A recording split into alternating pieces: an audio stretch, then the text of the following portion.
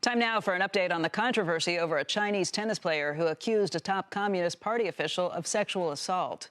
The Women's Tennis Association has suspended all tournaments in China over the handling of her accusation and concerns for her safety.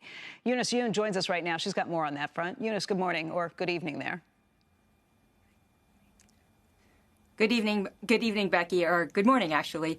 The Chinese government, as well as the world of women's tennis, are really at a standstill over the Chinese tennis player Peng Shuai. The WTA said that it's suspending all the tournaments in China, potentially losing millions of dollars in a 10-year deal.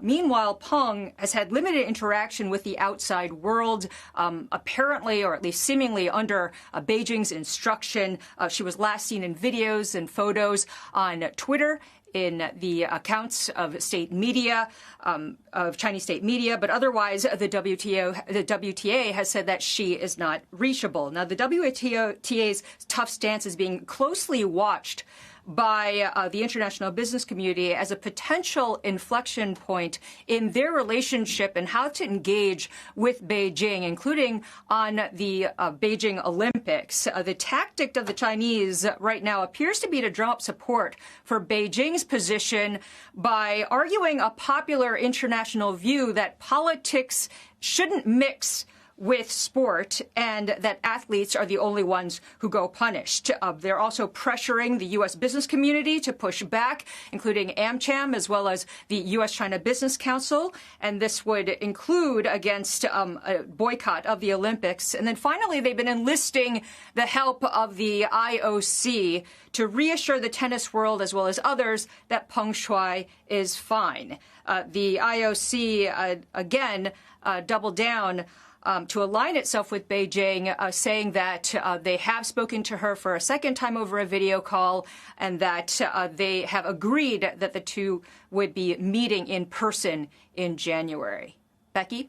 Eunice, thank you very much. Eunice Yoon. Joining us right now for more on all of this is Jeff Sonnenfeld. He's Yale School of Management Senior Associate Dean for Leadership Studies. He's also a CNBC contributor. And, Jeff, I know you have some pretty strong feelings about this. What do you think of the move of the Women's Tennis Association, and what do you think of the Olympics in contrast? Yes, Becky, thanks. Ni hao. There really is some precedent here.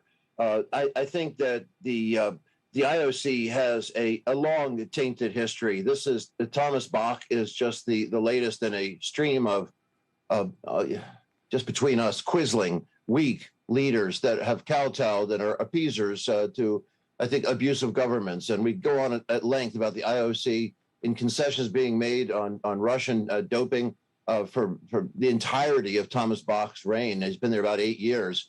And despite even internal findings of manipulation of testing by the IOC themselves, Bach has continually sort of fought doing the right thing. His predecessor, Juan Samaranch, was, it's not inflammatory name calling to identify him as a fascist. He was much of his career, and that it was in Franco's government, and the concessions and the scandals on bid ringing of contracts. The IOC, for them to come out and make a statement is hardly cleansing. And it's disappointing that we don't see Peng Shuai's a transcript. We don't see a video of all this. And for Thomas Bach of the IOC to say somehow, oh, well, we'll see her in January or later in the next year, that's crazy. I think tennis has been very bold. They're taking a lonely stand, kind of like, Ken Frazier, post-Charlottesville, the CEO of Merck, remember, and we're wondering, where's the stampede of others to follow?